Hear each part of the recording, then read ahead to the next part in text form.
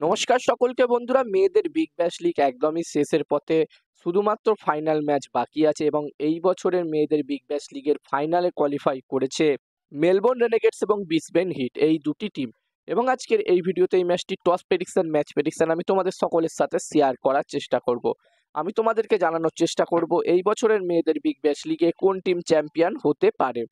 যেখানে বন্ধুরা মেলবোর্ন রেনেগেটস এবং ব্রিসবেন হিট এই দুটি টিমই পয়েন্টস টেবিলসের 1 আর 2 শেষ করেছিল, যেখানে মেলবোর্ন রেনেগেটস টিম তাদের 10টা ম্যাচের মধ্যে 7টা ম্যাচ জিতে 3টে ম্যাচ হেরে পয়েন্টস টেবিলসের 1 নম্বর পজিশনে শেষ করেছিল। অন্যদিকে ব্রিসবেন হিট টিমও কিন্তু সেম, তারাও 7টা ম্যাচ জিতে 3টে ম্যাচ হেরে পয়েন্টস টেবিলসের 2 নম্বর পজিশনে শেষ করেছিল। তাদের রান রেট একটু কম ছিল মেলবোর্ন রেনেগেটস টিমের তুলনায়। এবং চ্যালেঞ্জার ম্যাচটিতে আমরা দেখলাম Brisbane Heat team Sydney Thunder টিমকে একদমই একতরফাভাবে হারিয়েছে, যেখানে ওই ম্যাচটিতে চ্যালেঞ্জার ম্যাচটিতে সিডনি থান্ডার টিম প্রথমে ব্যাটিং করে মাত্র 134 রান করে এবং এই রানটি খুবই সহজে চেস করে দেয় এখানে ব্রিসবেন হিট।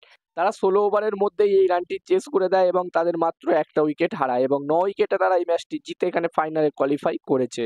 আর এখানে আমরা সকলে আশা করব মেলবোর্ন রেনেগেটস এবং ব্রিসবেন হিট টিমের মধ্যে দারুণ একটি ম্যাচ আমরা সকলেই দেখতে পাবো।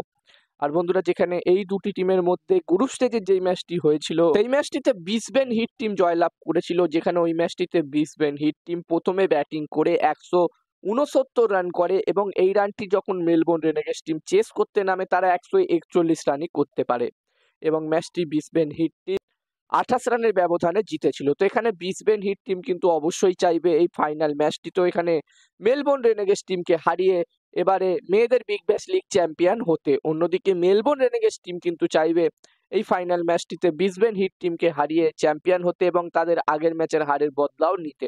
এবার দেখার বিষয় থাকবে এখানে কি হয়।